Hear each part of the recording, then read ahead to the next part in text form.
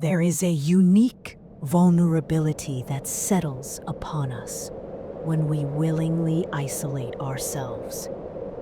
We seek refuge in remote corners of the world, chasing tranquility, escaping the clamor of daily life.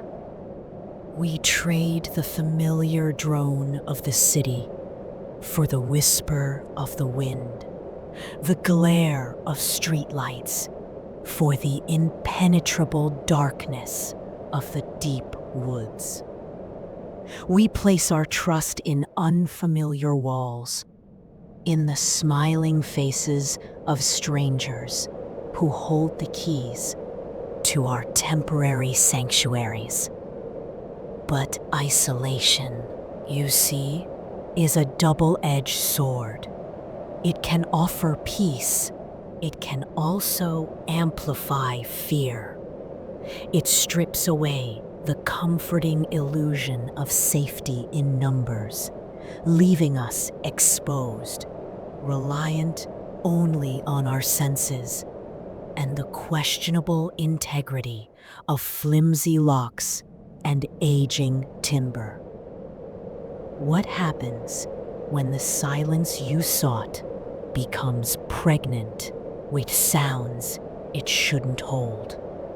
When the feeling of escape twists into the chilling certainty of being trapped? Tonight, we journey with Maya and Ben, a couple seeking to mend frayed nerves and rekindle a connection strained by the relentless pressures of modern life. They booked a cabin nestled deep in a sprawling, indifferent forest, a place called Whispering Pines. They hoped for quiet nights and peaceful days. What they found instead was that the walls had ears and eyes and a presence that clung to the shadows, waiting, watching.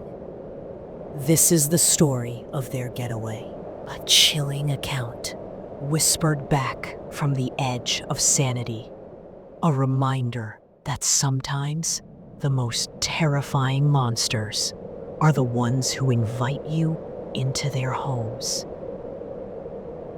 The final miles to Whispering Pines were a test of endurance, both for Ben's aging sedan and Maya's fraying patience. The paved highway had surrendered to gravel hours ago, which then devolved into a rutted dirt track barely wide enough for one vehicle, hemmed in by towering pines that choked the late afternoon sun, casting long, grasping shadows across the path. Cell service had vanished an hour back, leaving only the crackling static of a local station fading in and out between mournful country songs. "Are you sure this is it, Ben?" Maya asked, peering through the dusty windshield, her voice tight. The directions said, "Well-maintained road. This looks like a logging trail, forgotten by time." Ben gripped the steering wheel, knuckles white as he navigated another jarring pothole. The host, Silas, said the last bit was rustic but passable. Said it keeps the riffraff out. He attempted a reassuring smile, but it didn't quite reach his tired eyes. "Think of the peace and quiet, May. No deadlines, no traffic, no demanding clients. Just us, the woods, a fireplace." Maya sighed, leaning her head back against the seat. He was right. They needed this. The last 6 months had been a relentless grind. Ben's startup consuming his every waking moment. Maya navigating brutal office politics that left her exhausted and anxious. Their conversations had become transactional, brief updates exchanged before collapsing into separate silences. This cabin, found on a niche rental site specializing in digital detox locations, had seemed like a lifeline. The pictures showed a charming, if slightly ramshackle, log cabin surrounded by endless forest, promising absolute seclusion. Finally, after a particularly sharp turn that scraped branches along the car's side, the trees opened into a small clearing, and there it was, Whispering Pines. It was accurate to the photos, Maya conceded. A stewy-looking log cabin, complete with a wide porch and a plume of smoke curling lazily from a stone chimney, suggesting their host was expecting them. But nestled deep in the encroaching gloom, it looked less charming and more solitary, isolated to the point of being forlorn. Standing on the porch, silhouetted against the warm light spilling from the doorway, was a figure. As they pulled up, he stepped forward, wiping his hands on a worn flannel shirt. This had to be Silas Blackwood, their host. He was older than his profile picture suggested, perhaps late 60s, with a shock of unruly white hair and a face deeply lined, not unkindly, but etched with years spent outdoors. His eyes, though, were a startlingly pale blue, sharp and unnervingly direct. He offered a wide, slightly gap-toothed smile as Ben killed the engine. "Well now, folks, made it just before dark." His voice was surprisingly resonant, a warm country burr. "Welcome, welcome to Whispering Pines." Silas Blackwood, at your service. He extended a calloused hand, first to Ben, then to Maya, his grip firm, holding on perhaps a fraction of a second too long. Bit of a trek, ain't it? But worth it for the serenity, I always say. It's certainly remote, Maya managed, forcing a smile. Thank you for having us, Mr. Blackwood. Silas, please, call me Silas, he insisted, gesturing towards the cabin. Come on in, get yourselves settled. Got a fire going for you. Place can get a mite chilly once the sun dips. He led them inside. The interior was cozy in a cluttered, lived-in sort of way. Exposed wooden beams crossed the low ceiling, dark with age. Braided rugs covered worn floorboards. The furniture was mismatched, but comfortable looking. Plaid armchairs, a sturdy wooden dining table, shelves crammed with knickknacks, dusty books, and yellowed photographs lined the walls. The air smelled of wood smoke, old paper, and something else, faint and slightly musty, like damp earth. Silas launched into a rambling tour, pointing out the basics. The small kitchen. Everything works, mostly. The single bathroom. Mine the temperamental showerhead.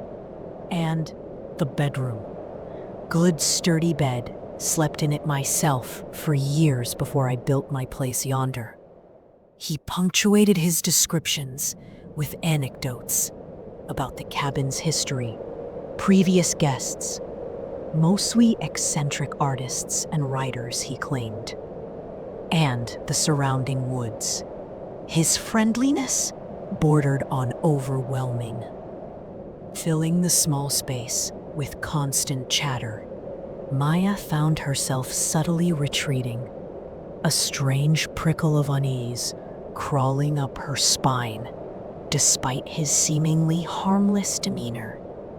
There was an intensity in his pale eyes, a way he seemed to watch their reactions a little too closely. Finally, he paused at the back door. "Now, just a couple of house rules. Nothing too drastic," he said, his tone shifting slightly, becoming more serious. "Firstly, the woodshed out back. Keep that door unlocked. Sometimes gotta grab extra firewood or tools early morning. Don't want to disturb you rattling the lock." Maya exchanged a quick glance with Ben. An unlocked shed in the middle of nowhere? "Second," Silas continued, tapping a framed, faded map on the wall. "Stick to the marked trails if you go hiking. Easy to get turned around out there. Cell service is non-existent, remember? Wouldn't want you getting lost." He chuckled, but it sounded a little dry. "And lastly, best to keep the porch light off after, say, 10 o'clock. Draws bugs something fierce. Besides," his voice lowered conspiratorially, "you see the stars better that way. Truly something else out here." He handed Ben a heavy, old-fashioned brass key. "Well, that's about it. My place is just over the ridge, about a mile through the trees." He jerked a thumb vaguely eastward. "Can't see it from here, mind. Like my privacy, too. But you need anything at all. Just, well, I suppose you can't call." He chuckled again. "Guess you'll just have to manage. Enjoy the peace." And with a final, lingering look around the cabin, he was gone, melting back into the twilight outside. The sudden silence he left behind felt unnaturally loud. "Well," Ben said, breaking the quiet, dropping their bags by the stone fireplace. "He's a character." "He's something," Maya agreed quietly, locking the front door and engaging the deadbolt with a decisive click. "Did you find those rules a bit odd?" "The shed thing is weird," Ben admitted, poking at the log Silas had left burning merrily. "But maybe he really does need access. And the porch light? Makes sense, for bugs and stars, I guess. Don't overthink it, May. We're here to relax, remember?" Maya forced herself to nod. Ben was right. She was letting the isolation and the host's eccentricities get to her. They unpacked, made a simple dinner in the slightly too functional kitchen, and settled in front of the fire, the crackling flames casting dancing shadows on the wood-paneled walls. Outside, the darkness was absolute, a thick, velvety curtain pressed against the window panes. Later, tucked into the good sturdy bed in the small bedroom, sleep didn't come easily. The silence of the forest wasn't truly silent. It was filled with tiny creaks and groans from the old cabin settling, the sighing of wind high in the pines, the distant hoot of an owl, and then another sound. Scratch, scratch, scratch. It was faint, dry, seeming to come from inside the wall beside Maya's head. "Ben?" she whispered. "Did you hear that?" Ben mumbled, half asleep. "Hear what? Probably just a mouse." Scratch, scratch. A pause, then scratch. No, listen, she insisted, sitting up slightly. It sounds like it's in the wall. Ben sighed, rolling over. May, it's an old cabin in the woods. There are going to be noises. Animals get in the walls. Go to sleep. Maya strained her ears. The scratching stopped. Maybe Ben was right. A field mouse exploring its new territory. She lay back down, pulling the quilt tighter, but sleep remained elusive.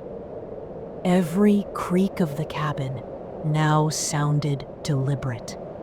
Every rustle outside, a potential footstep. The feeling of isolation began to feel less like freedom and more like vulnerability.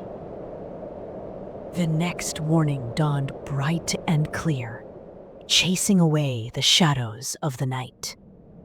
Sunlight streamed through the windows, revealing dust motes dancing in the air.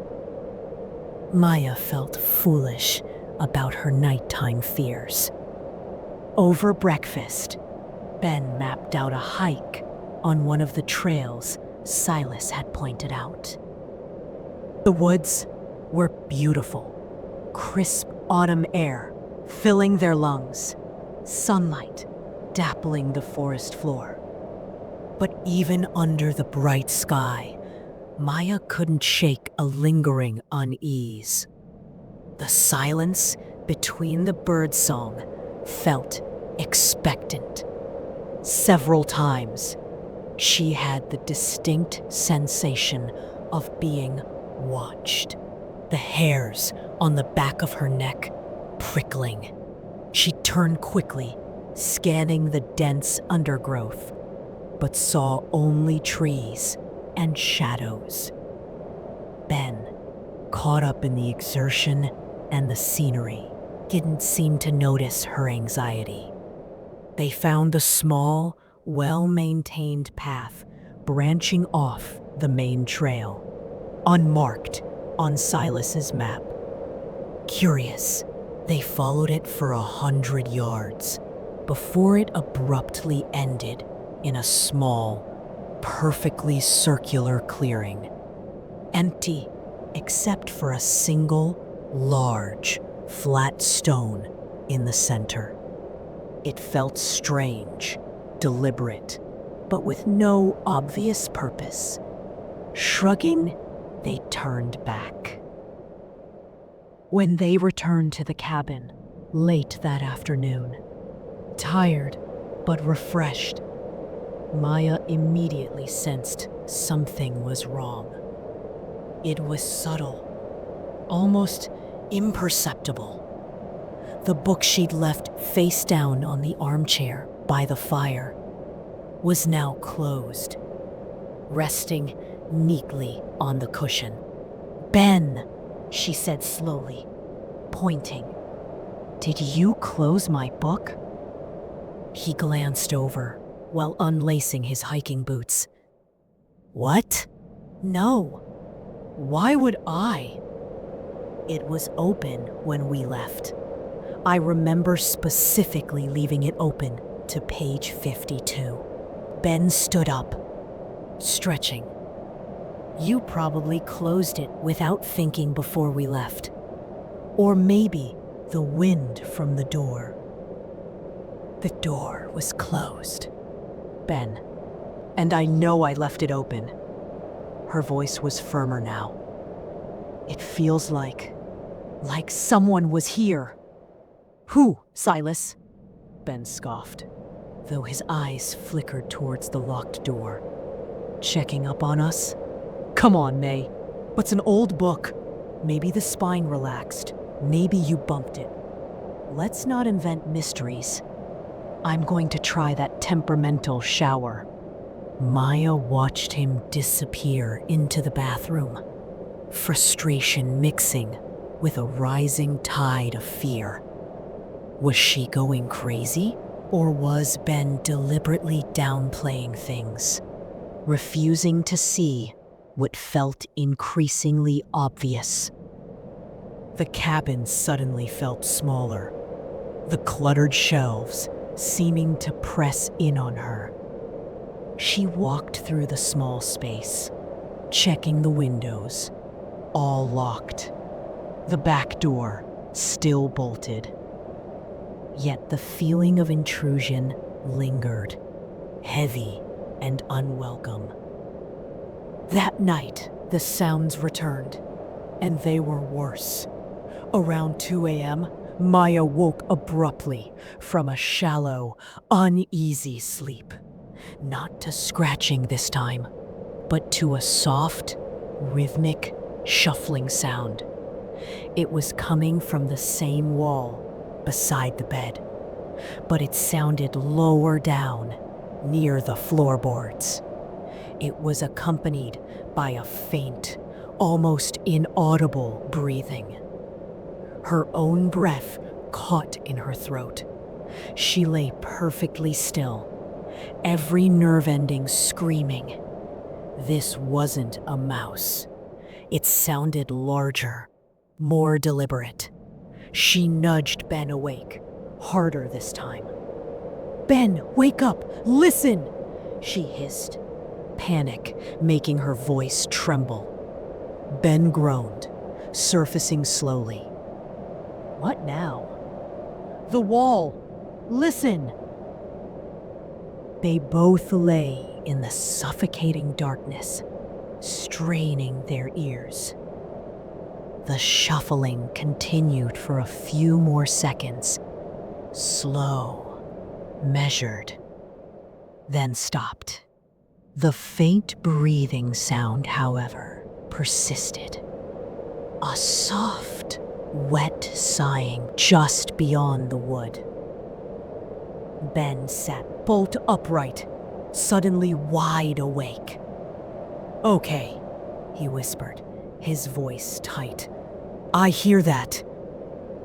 "It's inside the wall, Ben." "What is it?"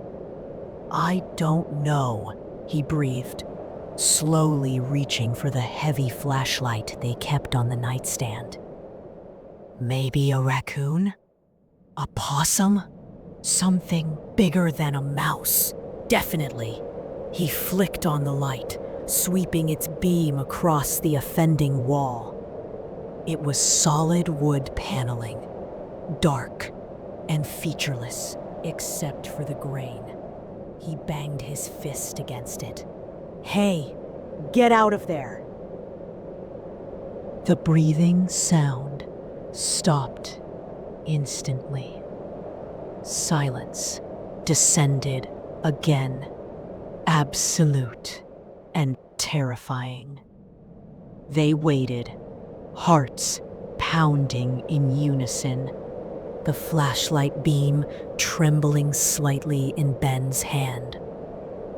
Nothing. "Maybe you scared it off," Maya whispered, though she didn't believe it. The silence felt different now, not empty, but waiting. Ben swung his legs out of bed.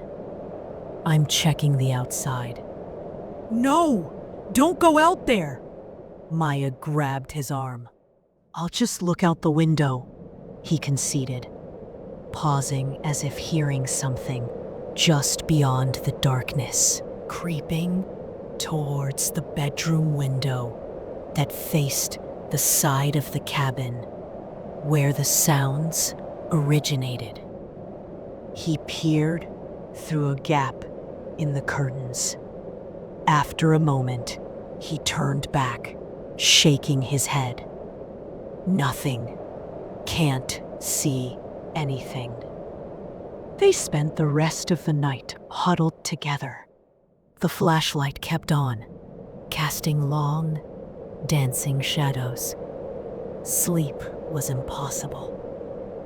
Every creak of the floorboards, every gust of wind sounded like an approaching threat. The comforting isolation of the cabin had fully transformed into a terrifying trap. They couldn't call for help. Their nearest neighbor was the increasingly unsettling Silas. A mile away, through pitch-black woods, they were utterly alone. The next morning, exhaustion warred with adrenaline. They spoke in hushed tones. The previous night's terror, a heavy presence between them. Ben no longer offered easy rationalizations. His face was pale, his eyes darting nervously towards the walls. "We need to leave, Ben," Maya stated, packing their bags with trembling hands. "Today. Now." I know, he agreed quickly. "But let's try to act normal. We'll pack up, clean up like regular guests. Just leave. No need to spook, whatever it is." While Ben took their bags out to the car, Maya did a final sweep of the cabin, driven by a morbid curiosity and a desperate need for answers. Her eyes kept returning to the wall in the bedroom. The paneling looked solid, seamless. But as she ran her hand along the baseboard near where the shuffling had occurred, her fingers brushed against something. A slight indentation, almost invisible. Kneeling down, she examined it closely. It looked like a tiny knot in the wood, but it felt loose. Her heart pounding, she gently pressed it. With a faint click, a narrow section of the baseboard popped inwards, revealing not solid wall behind it, but darkness. Holding her breath, she pulled the section away. It wasn't just baseboard. A small, rectangular piece of the wall paneling, maybe 6 inches high and a foot wide, came with it, attached to the back. It had been expertly cut and fitted. Behind it was a narrow, dark gap, a crawl space, and something else. Fixed to the inside of the panel she held was a small, crudely drilled hole, perfectly positioned at eye level if someone were lying on the floor inside the crawl space. A peephole. A wave of nausea washed over her. She shone her phone's flashlight into the opening. It illuminated a cramped, dusty space, barely 2 feet wide, running horizontally behind the bedroom wall. She could see rough-hewn timbers, insulation, and disturbed dust. Clear scuff marks, as if someone had recently been crawling or shifting position there. Further down, something glinted. Leaning closer, heart hammering, she saw it. A discarded cigarette butt. The same unfiltered brand she'd seen Silas smoking when they arrived. She scrambled back, stifling a scream, dropping the panel with a clatter. He hadn't just been listening, he'd been watching. Lying there, in the dark, cramped space behind their bed, breathing, shuffling, watching them sleep, watching them talk, watching their most private moments. The intimacy of the violation was staggering, sickening. Bang, she shrieked, stumbling back into the main room just as he came back inside. "Ben, you have to see this!" She dragged him, pale and confused, into the bedroom, pointing with a shaking finger at the opening. When he saw the peephole drilled into the panel, the crawl space, the cigarette butt inside, the color drained completely from his face. His earlier skepticism vanished, replaced by raw, unadulterated terror that mirrored her own. "Oh my God," he breathed, backing away from the wall as if it were diseased. He was in there last night while we were sleeping. The realization hit him like a physical blow. The shuffling, the breathing. They stared at each other, the full horror of their situation crashing down. They weren't just dealing with strange noises or an eccentric host. They were trapped in a remote cabin with a man who had built secret ways to watch his guests, who had hidden behind their bedroom wall just hours ago. What else had he done? What else was he capable of? "We have to get out of here," Ben said, his voice low and urgent. "Right now. Forget cleaning. Grab your coat." They practically ran to the car, throwing the last of their things inside. Ben fumbled with the keys, his hands shaking. The engine turned over, sputtered, then caught with a reassuring roar. He slammed the car into reverse, tires spinning on the gravel drive. As they backed away from the cabin, Maya couldn't resist one last look. The front door was closed, the windows dark squares reflecting the trees. But in the upstairs window, the small attic gable window right under the peak of the roof, she saw it. A flicker of movement. A pale shape briefly silhouetted against the dim interior. Just a face, white and indistinct, framed by unruly hair, watching them leave. Silas. A strangled cry escaped her lips. Ben followed her gaze, saw the figure, and swore viciously, stomping on the accelerator. The car lurched forward, fishtailing onto the rutted dirt track, leaving Whispering Pines and its watcher behind. They didn't speak for the first 10 miles. The only sounds the rattling of the car and their own ragged breathing. Ben drove with fierce concentration, his eyes constantly checking the rearview mirror, half expecting Silas's truck to appear behind them. Maya kept glancing back, even though the cabin was long out of sight. The image of that pale face in the attic window burned into her memory. The silence stretched, thick with shared trauma. Finally, Ben broke it, his voice hoarse. "The woodshed unlocked. The map he gave us. Did you notice? It didn't show his house, just a vague direction.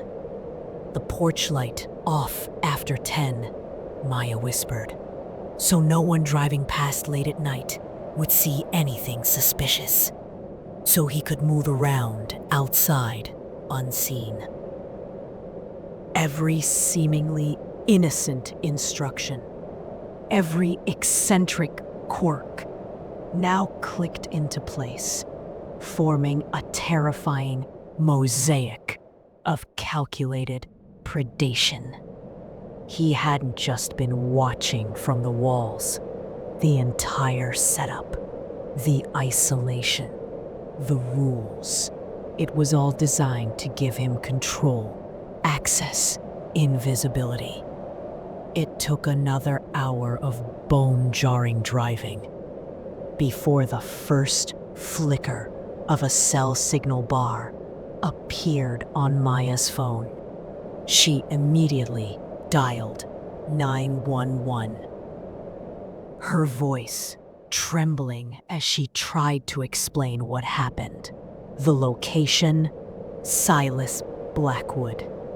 The dispatcher sounded distant, staticky, promising to send a sheriff's deputy, but emphasizing the remoteness, the time it would take. They finally reached the paved highway, the smooth asphalt under the tires, feeling like an impossible luxury. They didn't stop driving until they were 2 towns over, checking into a brightly lit, anonymous motel chain, double locking the door and wedging a chair under the knob. Sleep was impossible. Every creak of the motel air conditioner, every footstep in the hallway outside, sent fresh waves of panic through them. They sat huddled on the bed, the television providing a meaningless drone of normalcy, until the first gray light of dawn. A deputy called them back later that morning. They had reached Whispering Pines. The cabin was empty, spotlessly clean. No sign of the disturbed wall panel Maya described. It had been expertly replaced. No sign of Silas Blackwood either. His own cabin, when they eventually located it over the ridge, was also deserted, looking like it hadn't been lived in for weeks. Though signs of recent departure were noted. There was no cigarette butt in the crawl space, no hidden journal, nothing concrete. Just the word of 2 terrified tourists against the backdrop of an empty cabin. An investigation was opened, but without more evidence, without Silas, there was little the police could do immediately. Maya and Ben drove home in a daze. The memory of the pale blue eyes, the shuffling in the walls, the face in the attic window, playing on a loop in their minds. The world felt different now, unsafe. Every quiet house held potential watchers. Every unfamiliar noise sounded like a hidden threat. The silence they had craved now felt menacing. Maya and Ben never returned to that part of the country. Silas Blackwood was never apprehended. Sometimes, late at night, in the safety of their own locked home, Maya swears she can hear faint scratching sounds from within the walls. Ben holds her tighter, tells her it's just the house settling, but his eyes betray his own lingering fear. They escaped Whispering Pines, but the feeling of being watched, that never truly left them. It remains, a cold presence coiled in the back of their minds. A chilling reminder that even in the most serene settings, behind the most welcoming smiles, true horror can be listening, breathing, waiting, just behind the walls. The silence of an empty house can be deafening, can't it? If this story made your skin crawl, make sure to hit that like button. Subscribe to the Somber Scroll for more tales that delve into the dark corners of isolation. And share this story with someone who needs a reminder to always check the walls? Let us know in the comments. Would you have stayed after the first night?